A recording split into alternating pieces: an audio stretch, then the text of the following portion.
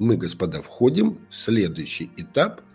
Холодная война, вторая. Поздравляю, с этим меморандумом Трампа начинается Вторая мировая холодная война. И в этой войне не надо повторять те ошибки, которые мы делали в прошлой. В прошлой войне Европа покупала через газопровод «Дружба» российский газ, а Америка тратила миллиарды долларов своих налогов на защиту Европы. Европа во всем этой ситуации красноречиво стоит в сторонке. Не хочет Европа участвовать в этом процессе. Она хочет, чтобы защищали, но не хочет участвовать в этом процессе. Я могу оказаться неправ. Может быть, завтра выйдет коммюнике, в котором скажут, что достигнуты все договоренности, переговоры, снимают все тарифы, и у нас мир, дружба, жвачка с Китаем. Это отложит этот конфликт на какое-то время, но идеологический конфликт, заложенный в разных идеологиях этих систем, этих государств, он принципиален, и рано или поздно он приведет к конфликту. Сейчас я думаю, что мы вписываемся очень быстро, въезжаем в состояние холодной войны.